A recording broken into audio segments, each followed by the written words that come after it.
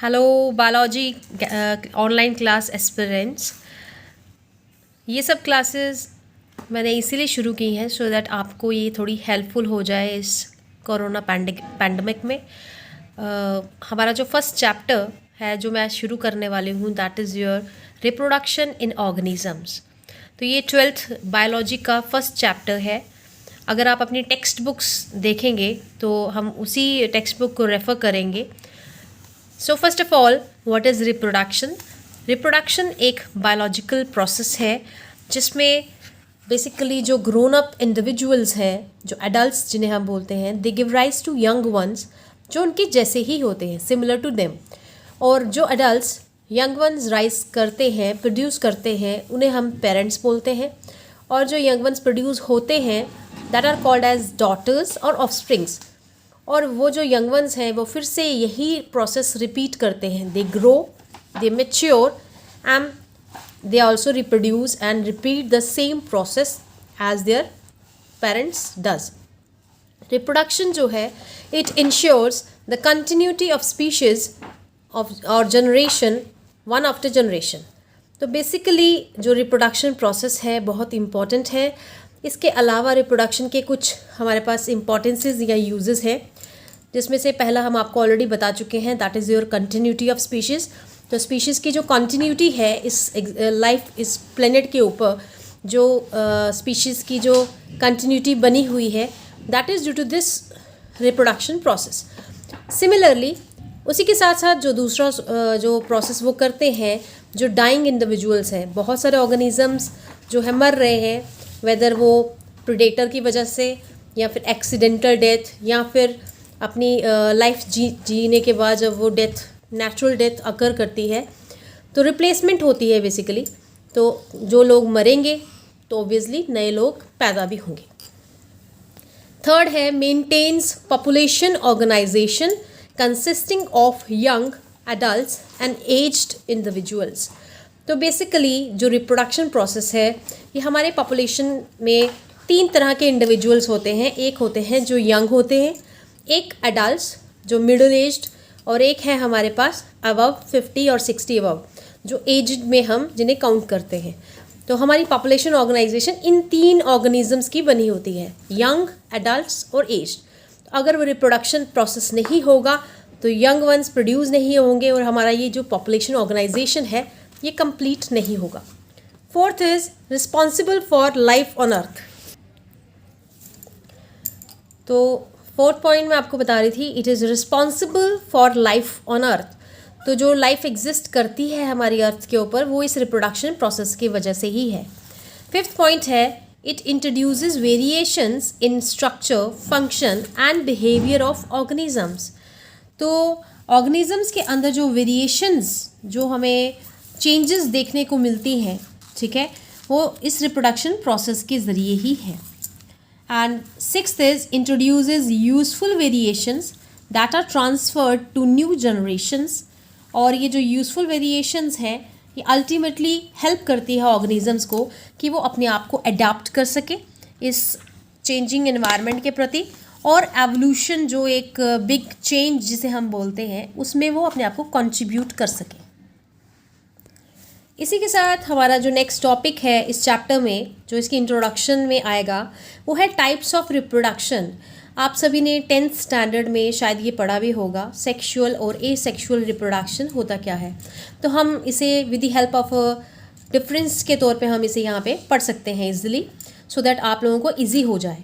तो asexual reproduction जो है यूनिपेरेंटल होती है यूजुअली, क्योंकि इसमें एक ही पेरेंट इन्वॉल्व होता है। और सेक्सुअल रिप्रोडक्शन बाईपेरेंटल होती है, इसमें 2 पेरेंट्स इन्वॉल्व होते हैं, but sometimes it can be uniparental also, because कुछ ऑर्गेनिजम्स जो हैं वो डाइशियस होते हैं, they have both sexes. It is somatogenic. Somatogenic means it involve somatic cells. तो हमारी बॉडी में 2 टाइप के सेल्स होते हैं बेसिकली, एक होते हैं जर्म सेल्स और एक होते हैं सोमेटिक सेल्स। जो फीमेल्स हैं they have ovum, they produce ovum basically, and जो मेल होते हैं दे प्रोड्यूस स्पर्म्स। बाकी रेस्ट ऑफ सेल्स जो हमारी बॉडी में प्रेजेंट हैं, वेदर वो एपिथेलियल सेल्स हैं, लिवर सेल्स हैं, चीक सेल्स हैं, वो सभी सोमेटिक सेल्स में ही काउंट होते हैं। तो सेक्सुअल रिप्रोडक्शन जो है it is germinal, that means ये जर्म सेल्स से बनती है, और एसेक्सुअल रिप्रोडक्शन सोमेटिक सेल से बनती है। सोमेटिक सेल्स इन्वॉल्व है बेसिकली। और third point is sex organs का यहाँ पे कोई रोल नहीं है, इसीलिए उनका डेवलप होना भी कोई ज़रूरी नहीं है। यहाँ पे सेक्स ऑर्गन्स का इन्वॉल्वमेंट है, क्योंकि सेक्स सेल्स का इन्वॉल्वमेंट है, दैट मीन्स सेक्स ऑर्गन्स यहाँ पे डेवलप करेंगे। Here meiosis does not occur, और यहाँ पे मियोसिस होती है once during life cycle. As you know, meiosis जो है क्या करती है, meiosis is a reductional division जो क्रोमोसोम नंबर को हाफ कर देती है। ओके, तो दीज आर 4 पॉइंट्स। इसके बाद हम कुछ और पॉइंट्स के बारे में बात करेंगे। 5th पॉइंट जो है, formation of new individuals does not involve fusion of gametes. तो इसमें जो न्यू इंडिविजुअल्स बनेंगे उसमें गैमेट्स का फ्यूजन नहीं होगा, और यहाँ पे गैमेट्स मतलब ओवम और स्पर्म का फ्यूजन होगा तो ही जो ऑफस्प्रिंग है वो बनेगा। यहाँ पे जो न्यू इंडिविजुअल बनेगा वो स्पेशलाइज्ड या अनस्पेशलाइज्ड पार्ट से बनता है, और यहाँ पे हमेशा फ्यूजन ऑफ गैमेट्स से ही न्यू इंडिविजुअल होती है। 7th पॉइंट इज, जो ऑफस्प्रिंग्स बनेंगे एसेक्सुअल रिप्रोडक्शन से वो जेनेटिकली सिमिलर होंगे, मतलब उनकी जो जीन्स है वो अपने पेरेंट्स से एग्जैक्टली सिमिलर होगी। तो दैट मीन्स जो पेरेंट्स होंगे और ऑफस्प्रिंग्स होंगे दे विल बी क्लोन्स। और जो ऑफस्प्रिंग सेक्सुअल रिप्रोडक्शन से बनेंगे they will be mixture of the genetic makeup of the 2 parents, क्योंकि यहाँ पे 2 पेरेंट्स इन्वॉल्व है, एक मेल पेरेंट एक फीमेल पेरेंट। तो मेल और फीमेल पेरेंट दोनों की जीन्स जो है वो उस ऑफस्प्रिंग के अंदर आ जाएंगी। तो दैट मीन्स वो एक मिक्सचर होगा बेसिकली दोनों पेरेंट्स की जीन्स का। ऑब्वियसली यहाँ पे क्योंकि कोई वेरिएशन नहीं है, कोई जीन्स एक्स्ट्रा इंट्रोड्यूस नहीं हो रही है, तो कोई वेरिएबिलिटी, कोई आपको चेंजेस नहीं देखने को मिलेंगी। अब क्योंकि यहाँ पे 2 पेरेंट्स इन्वॉल्व हैं तो 2 तरह की जीन्स हैं ऑर्गेनिज्म के अंदर, तो वहाँ पे आपको वेरिएबिलिटी, चेंजेस आपको देखने को मिल सकती है। नेक्स्ट पॉइंट ये है कि जो एसेक्सुअल रिप्रोडक्शन मेथड है वो एक क्विक मेथड है मल्टीप्लिकेशन का। बहुत फास्टली ये मल्टीप्लाई करते हैं, जिसकी वजह से इनका जो ऑफस्प्रिंग नंबर है वो भी बहुत ज़्यादा रहता है। और ये कंपैरेटिवली स्लो मेथड है, बिकॉज हर एक ऑर्गेनिज्म का अपना एक रिप्रोडक्शन पीरियड है, एक जेस्टेशन पीरियड है। जैसे ह्यूमन बींग्स के केस में ह्यूमन बींग्स टेक 9 मंथ्स, ठीक है, तो 9 मंथ्स लगते हैं उन्हें नया ऑफस्प्रिंग प्रोड्यूस करने में। सिमिलरली बहुत सारे ऐसे ऑर्गेनिजम्स हैं जिनका डिफरेंट जेस्टेशन पीरियड जो है वेरी करेगा। ये हम नेक्स्ट चैप्टर में पढ़ेंगे, जिसमें हम ह्यूमन रिप्रोडक्शन पढ़ेंगे, उसमें पढ़ेंगे हम। It produces comparatively fewer number of daughters और ऑफस्प्रिंग्स। कंपैरेटिवली मतलब अब एसेक्सुअल रिप्रोडक्शन की बात कर रहे हैं, उनके कंपैरेटिवली यहाँ पे जो नंबर होगा ऑफस्प्रिंग का वो नंबर कम होगा। 2, 3, 4, 5, 6, 7, 8, 10, 12, इससे ज़्यादा नहीं होगा, ठीक है। नाउ एसेक्सुअल रिप्रोडक्शन जो है ये एक ऐसा मेथड है मल्टीप्लिकेशन का जिसमें हम न्यू इंडिविजुअल्स डेवलप होते हैं सिंगल पेरेंट से, जिसमें गैमीट की फ्यूजन हो भी सकती है और नहीं भी होती है, और इसमें सेक्स सेल्स का फ्यूजन नहीं होता है। और जितनी भी डिविजन्स होंगी वो जेनेटिकली वो जनरली माइटोटिक होंगी। माइटोटिक मीन्स इक्वेशनल डिवीजन होगा, बेसिकली एक से बनेंगे 2, जिससे क्या होगा, जो क्रोमोसोम नंबर पेरेंट्स में होगा वही क्रोमोसोम नंबर ऑफस्प्रिंग में भी सेम होगा। और जितने भी इंडिविजुअल्स इस एसेक्सुअल मेथड के ज़रिए बनेंगे वो सभी के सभी मॉर्फोलॉजिकली, मतलब अगर उनके एक्सटर्नल अपीयरेंस की बात की जाए, स्ट्रक्चरल अपीयरेंस की, या फिर जेनेटिकली उनकी जीन वाइज बात की जाए, तो दे विल बी सिमिलर, अपने पेरेंट्स के जैसे हूबहू कॉपीज़ होंगे। और ऐसी कॉपीज़ को हम बोलते हैं रैमेट्स, क्लोन्स को हम रैमेट्स भी बोलते हैं। नाउ एसेक्सुअल रिप्रोडक्शन जो है ये कॉमनली किस किस में देखा जाता है, ये basically lowly organised living beings जिनमें हम यूनिसेलुलर ऑर्गेनिजम्स, कुछ सिंपल प्लांट्स हैं, एनिमल्स हैं, और एब्सेंट किस किस में होती है, ये इनवर्टिब्रेट्स, हायर इनवर्टिब्रेट्स में नहीं देखी जाती, वर्टिब्रेट्स में तो बिल्कुल भी नहीं देखी जाती। बहुत सारे हायर प्लांट्स ऐसे भी हैं हमारे पास जो रिप्रोड्यूस करते हैं with the help of special type of asexual reproduction, जिसे हम वेजिटेटिव रिप्रोडक्शन बोलते हैं। वेजिटेटिव रिप्रोडक्शन को हम डिटेल में पढ़ेंगे, हमारे जो नेक्स्ट लेक्चर्स आएंगे। इस सीरीज़ में हम सिर्फ बात करने वाले हैं अबाउट एसेक्सुअल रिप्रोडक्शन के बारे में। ओके, तो एसेक्सुअल रिप्रोडक्शन के कुछ मेथड्स हैं बेसिकली। तो एसेक्सुअल मेथड का सबसे पहला टाइप है वो है बाइनरी फिजन, दूसरा है sporulation, fragmentation, regeneration, budding, gemmule formations. तो ये हमारे सिलेबस में है, जो सीबीएसई का सिलेबस आप लोगों को दिया गया है उसके अंदर, उस सिलेबस में ये है आपको। तो बाइनरी फिजन में होता क्या है, बाइनरी फिजन में जो बॉडी है ऑर्गेनिज्म की, इंडिविजुअल की, वो अपने आप को 2 इक्वल हाफ्स में, 2 बराबर के हिस्सों में बांट देती है, और हर एक हाफ जो है वो फर्दर बिहेव करता है as an independent daughter individual cell. Okay, जिस तरह से एक यूनिसेलुलर ऑर्गेनिज्म की बात की जाए तो होता क्या है बेसिकली, ये आपका एक अमीबा है जो कि इरेगुलर शेप का होता है, एंड दीज आर दी सीडोपोडियाज, जिसके थ्रू ये लोकोमोशन भी करता है और अपना फूड को कैप्चर करने का काम भी इसी के थ्रू करता है, सीडोपोडियाज के थ्रू। नाउ ये प्रोसेस किस तरह से फॉलो होगा इनका डिवीजन का। सबसे पहले जो न्यूक्लियस है इट विल डिवाइड, सी यहाँ पे न्यूक्लियस डिवाइड कर रहा है, and this is the plane of division, जिसके ज़रिए ये 2 इक्वल इंडिविजुअल सेल्स में अपने आप को डिवाइड करेगा। आफ्टर दैट न्यूक्लियस डिवाइड जब करेगा, that is called as karyokinesis. तो न्यूक्लियस डिवाइड करने के बाद साइटोप्लाज्म भी डिवाइड करेगा, और डिवीजन ऑफ साइटोप्लाज्म को हम बोलते हैं साइटोकाइनेसिस। काइनेसिस का मतलब ही होता है डिवीजन, और साइटो का मतलब साइटोप्लाज्म। तो division of cytoplasm is called as cytokinesis. तो जब साइटोप्लाज्म भी डिवाइड हो जाएगा तो अल्टीमेटली एक अमीबा से 2 इक्वल अमीबाज तैयार हो जाएंगे। अब बाइनरी फिजन जो है ये कितने टाइप की होगी, डिपेंड करता है इसका प्लेन ऑफ डिवीजन कैसा है। जैसे कि यहाँ पे आपको दिख रहा है जो ये सिंपल बाइनरी फिजन है, क्योंकि इसमें जो प्लेन ऑफ डिवीजन है ये इस तरह से भी हो सकता है, ये like it can be like this, it can be like this, it can be like this. तो प्लेन ऑफ डिवीजन जब कोई भी हो then we can call it simple binary fission, और इसकी जो सबसे बेस्ट एग्जाम्पल है वो है अमीबा।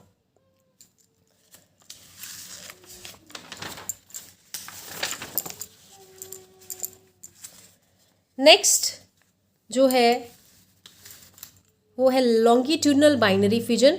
लॉन्गिट्यूडनल में जो ऑर्गेनिजम्स हैं वो अपने आप को अलोंग द लेंथ वाइज अपने आप को कट आउट करते हैं, और we can say that along the longitudinal axis. तो इसकी जो बेस्ट एग्जाम्पल है आपको जो एनसीईआरटी में भी मिल जाएगी वो है Euglena. And as you know guys, Euglena जो है एक मिक्सोट्रॉफिक ऑर्गेनिज्म है, जो ऑटोट्रॉफिक भी है, जो हेट्रोट्रॉफिक भी है। तो ये दोनों ही मोड ऑफ न्यूट्रिशन फॉलो करता है यूग्लिना, और यहाँ पे आपको बहुत इम्पॉर्टेंट मल्टीपल चॉइस जो है मिल रहा है। तो लॉन्गिट्यूडनल बाइनरी फिजन की एग्जांपल है यूग्लिना। यूग्लिना का स्ट्रक्चर कुछ इस तरह से रहता है, और इसके पास एक फ्लैजुला भी रहता है, right, and this is your it's nucleus cytoplasm. तो ये अपने लेंथ वाइज अपने अलोंग द लॉन्गिट्यूडनल एक्सिस अपने आप को कट आउट करेगा। यहाँ पे देखिए सबसे पहले न्यूक्लियस जो है 1 से 2 में कन्वर्ट हो रहे हैं, अल्टीमेटली ये अपने आप को अलग कर लेंगे along this plane of division. तीसरा है ओब्लिक बाइनरी फिजन। तो ओब्लिक बाइनरी फिजन में बेसिकली एग्जांपल्स हमारे पास 2 ही हैं, सीरेटियम एंड गोनेलैक्स।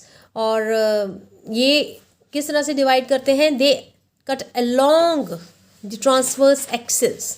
ओके, तो ये थोड़ा सा इस तरह से तिरछा अपनी बॉडी को कट आउट करते हैं, oblique binary fission. And D जो इम्पॉर्टेंट है वो है ट्रांसवर्स बाइनरी फिजन। तो ट्रांसवर्स को हम हॉरिजॉन्टल प्लेन ऑफ डिवीजन से भी जानते हैं।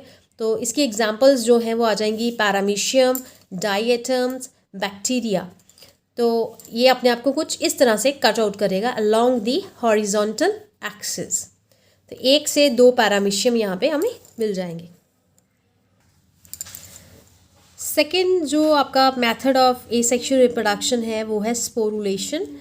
और स्पोरुलेशन जो है इसमें हम लोग प्लाज्मोडियम में पढ़ लेंगे, बिकॉज उसमें हम मल्टीपल फिजन के ज़रिए प्लाज्मोडियम अपने आप को डिवाइड करता है। तो स्पोरुलेशन बेसिकली होता क्या है, जब अनफेवरेबल कंडीशंस रहती हैं। अनफेवरेबल कंडीशन से आई मीन कि जब proper temperature, nutrition, water available ना हो, इन दैट केस अमीबा क्या करेगा, वो अपने सीडोपोडियाज को अपने अंदर ही खींच लेगा, विड्रॉ कर लेगा, और जिसकी वजह से वो अपनी पूरी बॉडी के आगे पीछे एक 3 लेयर्ड हार्ड कवरिंग जो है वो बनाएगा, and that hard covering is known as cyst. और इसी प्रोसेस को बेसिकली एनसिस्टेशन भी बोलते हैं। तो अमीबा अपने आप को अंडर अनफेवरेबल कंडीशन एनसिस्टेशन प्रोसेस के थ्रू बचा लेता है। तो जब कभी फेवरेबल कंडीशंस बैक आती हैं, तो जो एनसिस्टेड अमीबा है वो क्या करेगा, it will divide by multiple fission. वो अपने आप को डिवाइड करना शुरू कर देगा इंटरनली। तो 1 से 2, 2 से 3, 3 से 4, तो न्यूक्लियस अपने आप को डिवाइड करते जाएंगे repeatedly, so that number of cells जो है वो प्रोड्यूस हो जाए। और इसी तरह से बहुत ही छोटे छोटे माइन्यूट अमीबे, जिन्हें सीडोपोडियोस्पोर्स भी बोलते हैं, वो प्रोड्यूस हो जाएंगे। और जब इतना नंबर बढ़ जाएगा तो जो सिस्ट वॉल है वो बर्स्ट आउट हो जाएगी, और जो छोटे छोटे स्पोर्स अंदर प्रेजेंट होंगे वो लिबरेट हो जाएंगे in the surrounding medium, so that वो अपने आप को यंग इंडिविजुअल्स, छोटे छोटे अमीबाज में अपने आप को ग्रोन अप कर सके। और इसी प्रोसेस को स्पोरुलेशन बोलते हैं। एंड मल्टीपल फिजन जो है वो भी यही प्रोसेस है। स्पोरुलेशन जो है बेसिकली किस में देखी जाती है, it is very common in members of kingdom Monera, protista, fungi and algae. और स्पोरुलेशन के अंडर जो स्पोर्स प्रोड्यूस होंगे, मोटाइल स्पोर्स, मोटाइल वो स्पोर्स होते हैं जो मूव कर सकते हैं, दैट कैन मूव। और उन मोटाइल स्पोर्स को हम जू स्पोर्स भी बोलते हैं। और ये जू स्पोर्स हमें एक्वेटिक ऑर्गेनिजम्स में देखने में मिलते हैं, जैसे कि Chlamydomonas, Ulothrix etcetera sporulation process show करते हैं। और ये है जू स्पोर्स, और ये जो फ्लैजिला है इसी की वजह से ये मोटाइल है, इसी की वजह से ये मूव कर पाते हैं। तीसरा जो है मेथड ऑफ एसेक्सुअल रिप्रोडक्शन वो है फ्रेगमेंटेशन। तो नाम से ही पता चल रहा है, फ्रेगमेंटेशन में ऑर्गेनिज्म अपनी बॉडी को छोटे छोटे फ्रेगमेंट्स में ब्रेक डाउन करता है बेसिकली। तो हर एक फ्रेगमेंट जो है ये as an individual organism behave कर सकता है।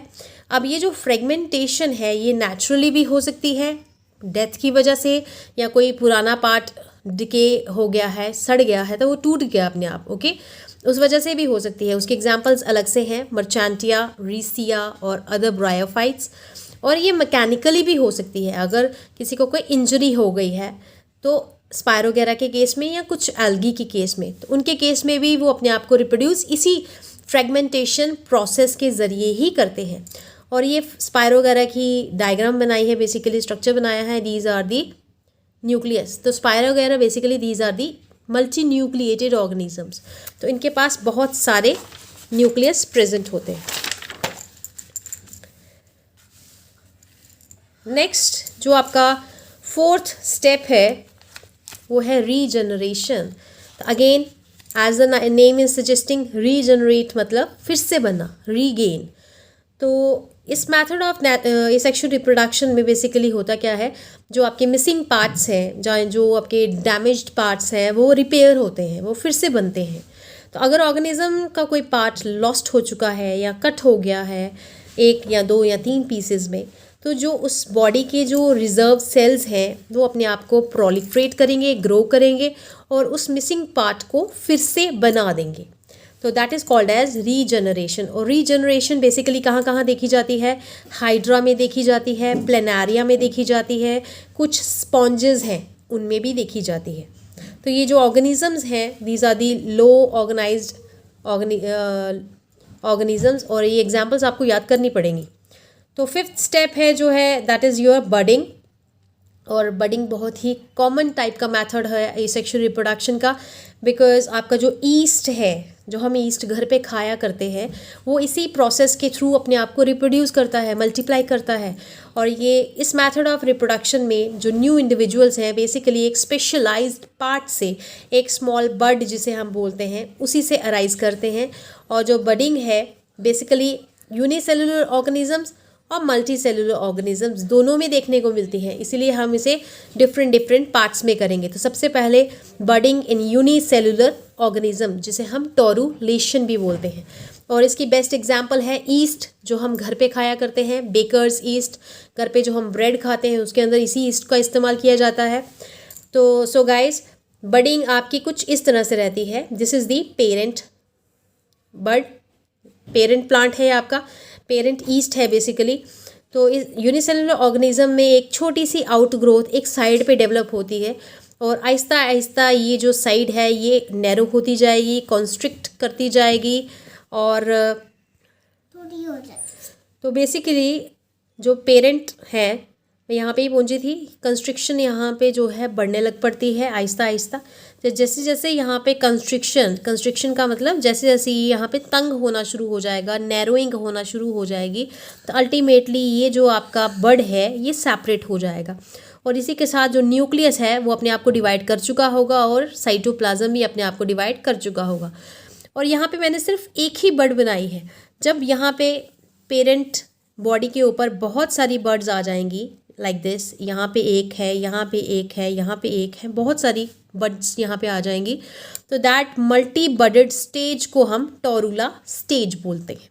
दैट मल्टी बडेड स्टेज या कॉम्प्लेक्स बडेड कंडीशन को हम बेसिकली टोरुला स्टेज बोलते हैं। तो मैंने यहाँ पे, क्योंकि एक डायग्राम थोड़ी सी गंदी ना हो, मैंने यहाँ पे सिर्फ एक ही बर्ड बनाया है। तो अगर आपको टोरुला स्टेज बनाना है तो आपको बहुत सारे बर्ड्स यहाँ पे बनाने पड़ेंगे। तो this is example of torulation in yeast. Next जो है budding in multi cellular organisms है, और मल्टी सेलुलर ऑर्गेनिजम्स में भी बडिंग जो है आपकी दो टाइप की होती है। अगर बडिंग बॉडी के बाहर है that is called as exogenous या एक्सटर्नल बडिंग, और अगर बॉडी के अंदर है that is called as endogenous या इंटरनल बडिंग। तो एक्सोजीनस या एक्सटर्नल बडिंग में होता क्या है basically, this is the example of an hydra. और हाइड्रा की बॉडी के ये देखिए, पेरेंट बॉडी के बाहर एक छोटा सा आउटग्रोथ हो रहा है, एक स्मॉल बर्ड बन रहा है। ये बर्ड डेवलप करेगा, ये देखिए फ्लोरिश कर गया, ग्रो कर गया, एंड अल्टीमेटली यहाँ से ये अपने आप को सेपरेट आउट कर लेगा और ये ग्रो कर सकता है एज एन इंडिविजुअल प्लांट। तो नेक्स्ट इज एंडोजीनस या इंटरनल बडिंग। इस केस में जो बर्ड्स हैं वो बॉडी के अंदर बनते हैं। तो बेसिकली जो इंटरनल बर्ड्स हैं, अगर हम स्पॉन्जेस के इंटरनल बर्ड्स की बात कर रहे हैं तो उन्हें हम जेम्यूल्स भी कहते हैं, जेम्यूल्स। और स्पॉन्जेस का हम स्पॉन्जेस जो हैं आपके फ्रेश वाटर स्पॉन्ज हैं जिसे हम स्पॉन्जिला भी बोलते हैं। तो जेम्यूल बेसिकली है क्या, तो मैं बात कर रही थी जेम्यूल्स के बारे में। तो जेम्यूल बेसिकली क्या होता है, it consist of a mass of totipotent cells जिन्हें हम आर्कियोसाइट्स बोलते हैं। टोटिपोटेंसी एक ऐसी प्रॉपर्टी है एक सेल्स की जिसमें वो किसी भी टाइप के सेल्स में अपने आप को कन्वर्ट कर सकता है। अगर मैं टोटिपोटेंसी की बात करूं तो हमारे जो स्टेम सेल्स हैं, जब एक बेबी बॉर्न होता है तो हम उसके प्लेसेंटा के जो सेल्स हैं उन्हें हम प्रिजर्व कर लेते हैं। तो वो जो प्लेसेंटा के सेल्स हैं basically they are undifferentiated cells, अभी वो किसी भी स्पेशलाइज्ड फॉर्म में कन्वर्ट नहीं हुए हैं, दे आर टोटिपोटेंट। अभी उनकी एबिलिटी है कि वो किसी भी तरह के सेल में अपने आप को कन्वर्ट कर सकते हैं, and that property is called as totipotency. और ऐसे सेल्स को हम टोटिपोटेंट सेल्स भी बोलते हैं। अब ये जो आर्कियोसाइट्स हैं, it is surrounded by an opaque envelope with और विदाउट स्पिक्यूल्स। तो यहाँ पे आपको स्पिक्यूल्स दिखेंगे जो इस तरह से, ओके। और अंदर आपको ये छोटे छोटे जो आर्कियोसाइट्स दिख रहे हैं लाइक दिस, और यहाँ पे एक छोटा सा एक होल सा दिखेगा that is called as micropyle. और इसी माइक्रोपाइल के ज़रिए ये जो छोटे से आर्कियोसाइट्स हैं ये अपने आप को बाहर लिबरेट करेंगे। तो बेसिकली जो जेम्यूल्स हैं ये पैरिनेशन और डिस्पर्सल में दोनों में हेल्प करते हैं। ये एक जगह से दूसरी जगह में जाने में हेल्प करते हैं, एंड मोर ओवर ये life long they also act as fossils also. तो ये पैरिनेशन में भी हेल्प करते हैं। और इसी के साथ आपका ये जो चैप्टर है, फर्स्ट चैप्टर जो कि आपका रिप्रोडक्शन था, जिसमें हमने इंट्रोडक्शन की बात की और सेक्सुअल रिप्रोडक्शन के मेथड्स के बारे में बात की, आपका सेकेंड चैप्टर कंप्लीट हो गया है। और नेक्स्ट हम बात करेंगे about vegetative and micro propagation के बारे में।